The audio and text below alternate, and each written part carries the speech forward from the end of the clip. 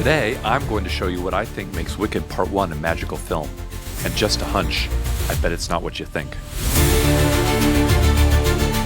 There's been such a rush of excitement and fondness for how Wicked Part 1 was made. The stunts, the sets, the dance numbers, the fireworks, it was a total spectacle. And I'm going to get into all of that. But to me, those things aren't what really makes this movie magical.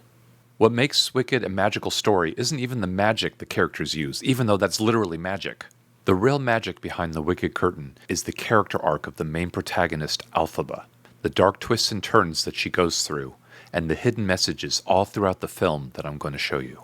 And fair warning, there are major spoilers ahead.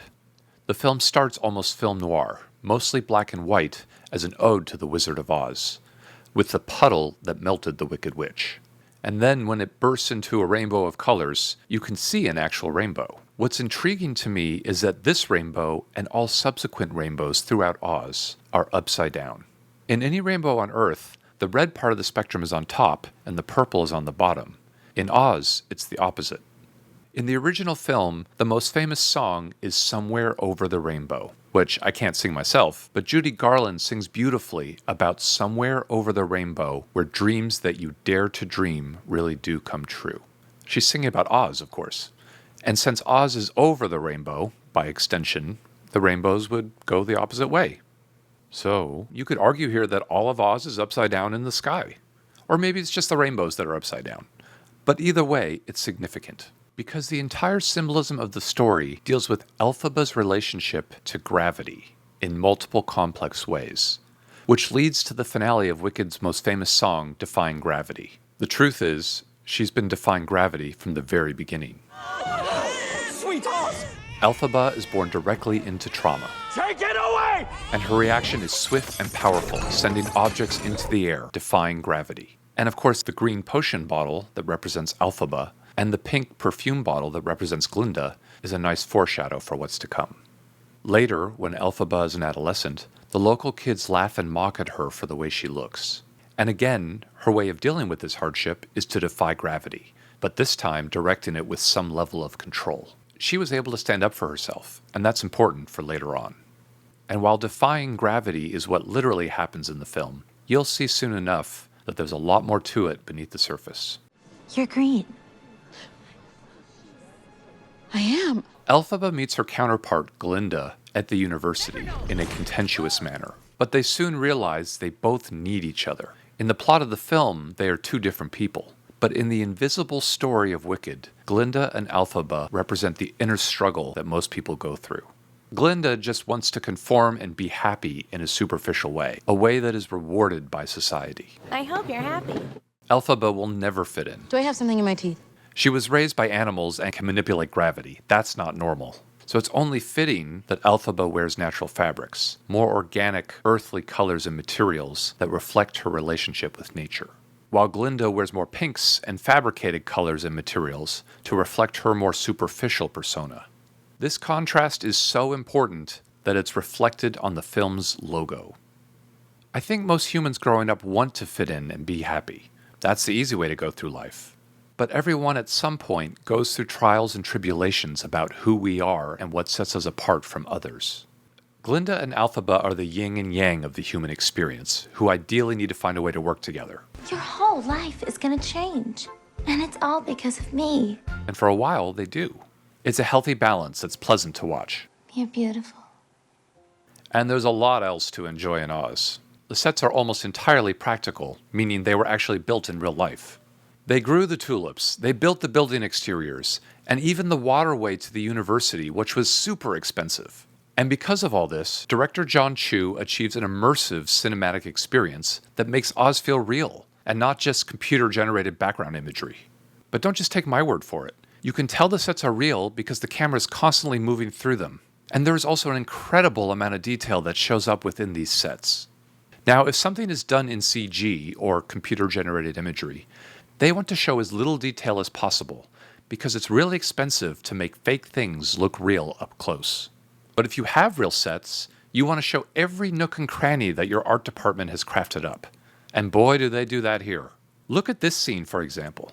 There isn't 1 inch of the frame that isn't filled with detail. Even the grass has random flowers dispersed around it so it doesn't look plain. They want tons of detail on purpose as a fun distraction, which I'll get into a lot more later. I learned a lot about the production of Wicked from director Jon Chu himself at a private screening. And probably the most complicated scene to film was Fiyero singing Dancing Through Life. Those 3 round bookcases, which were brilliantly choreographed, was extremely expensive to make and actually quite dangerous. Those rotating steel ladders could easily break bones and even crush skulls if hit the wrong way, so the insurance company for the production didn't even want to cover them, especially not with their superstar Jonathan Bailey dancing around them. Another challenge was figuring out what kind of dancers they needed for this type of device. Did they need hardcore, Cirque du Soleil guys, hip-hop, Beat Boys? They ended up needing hardcore and Beat Boys, but they couldn't even figure that out or even rehearse the choreography with the wheels until just 2 weeks before the shooting day, which for a musical number like this with moving people, parts, and cameras is no time at all. So what they did to prepare for this, along with all the other dance numbers, was amass an army of 25 3D printers to create a miniature version of the entire set, including the wheel bookshelves that actually rolled, and then did camera tests with their phone cameras. And then just getting the wheels themselves to rotate took someone manually cranking them. But then they had to be so precise with starting and stopping so not to kill the dancers, they had to have a dancer standing next to the guy cranking them to keep them on the beat correctly. It was a huge creative and technical and innovative challenge, and it turned out beautifully. Also, want to know why they had exactly 3 wheels? The circles formed an O, obviously, and they needed the 3 ladders so they could make a Z right there. Talk about attention to detail. There's a lot of obvious foreshadowing at Shiz University. Elphaba breaking glass in the shape of a witch's hat. Her shadow, when practicing her magic, was an ode to the Wicked Witch in The Wizard of Oz. But the more interesting symbolism is the overall set design. In Shiz and Emerald City and all throughout Oz, everything is round. The sets barely have a straight line anywhere. The doorways are round, the towers are spirals, messages coming from the wizard came in a round balloon. The train taking them to Oz, which, by the way, was actually built practically, was made up of round gears and round windows and, of course, round wheels. There's round and circular details absolutely everywhere all the time. Why is everything so round? It's not just the O. It also ties in with the central theme of what Oz really is. What defines it? Alice in Wonderland, for example, is supposed to confuse you into insanity. Neverland is a place you dream up as a child. Oz is a place of delight and distraction, so you don't have to think about the hard things.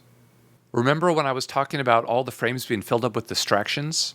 It's a round bubble that feels safe and delightful, but is also tightly controlled by the all-powerful wizard behind the curtain, who actually has no power at all.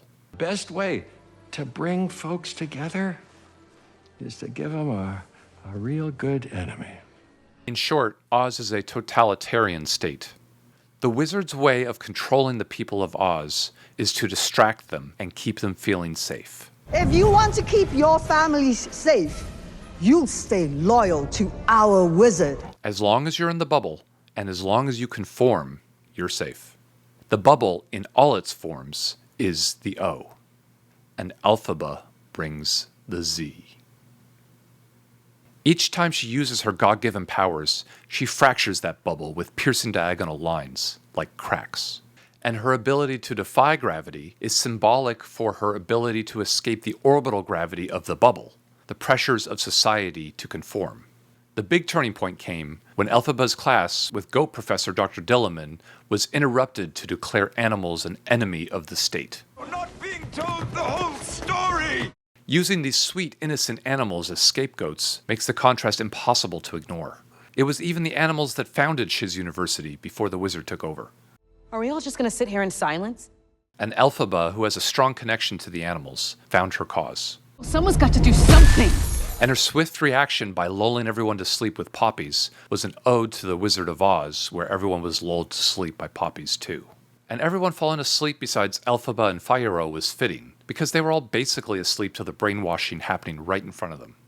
And when Elphaba finds out it's the wizard behind all of this, she figures out she needs to fight back against the dark forces of Oz. You having a home here? It's gonna be you and me? No. And in the midst of all this, Madame Morrible, played by Michelle Yeoh, had some magical abilities to rid the sky of storms. That's why they made her hair look like stormy clouds. She took great pride in bringing Elphaba under her wing as a student and then bringing her talents to the wizard. I knew she had the power. I told you. But as it turns out, she was a stooge for the wizard the whole time. You want to do yourself some good? Get some back. You see there how Morrible rhymes with horrible was manipulating Glinda, telling her to do some good. That's a great example of how the whole propaganda machine inside of Oz works. On the surface, Wicked is about the totalitarian state of Oz. But that can also be an internal state of mind, that you must conform to the rules that society has given you, that you are happiest when you blend in, that you can't be different. Often it's a self-imposed disposition. Are people born wicked? Or do they have wickedness thrust upon them? Elphaba is labeled a wicked witch in the movie, but she is also a symbol to people who give labels to themselves. And if people let their self-imposed negative labels stick, it can have psychologically devastating consequences. Near the climax of the final song, Defying Gravity, Elphaba thinks she's ready to fly. But when she crashes out the window, she finds herself falling to certain death. The falling was not in the Broadway musical version of the story, but it was needed to create an emotional ending to part 1 of the movie. Elphaba has to look to her inner childhood self and draw on the confidence that she has gotten herself out of a tough situation before, and that gives her the strength to reach out and do it again now. Jon Chu, the director, described this as the jellyfish effect. In order to swim to the surface, jellyfish have to contract and go inwards, and that propels them outwards. So this was part of Elphaba's emotional arc, to draw from within in order to propel herself out of the abyss. So before I put all of this together in my grand finale, I just want to say, if you're enjoying this, please like my video below, and make sure you're subscribed to my channel. And as always, leave a comment. I want to hear your wicked thoughts too. The original Wizard of Oz has lots of one-sided characters. Some have even just one emotion. The lion is scared. The Tin Man is kind but has no emotions. Dorothy is a sweetheart from beginning to end. There aren't many big changes or character arcs. Same goes for the Wicked Witch. You'll notice that her broomstick is really simple because she's just plain evil. In Wicked, Glinda's wand is a fabricated, smooth piece of glass. Simple and artificial, just like her. But look at Elphaba's broomstick. It's full of complexity because she's full of complexity. She's born with a good heart and incredible power, and she faces dark forces that try to control that power. And at the end of Wicked Part 1, This wicked witch. they put a label on her and even hide her behind her own black curtain. What makes Wicked magical to me is my subconscious connection to Elphaba. I know that behind that wicked curtain is a good person who is trying to find herself in a world that looks like delight, but is also full of darkness. Thanks for watching.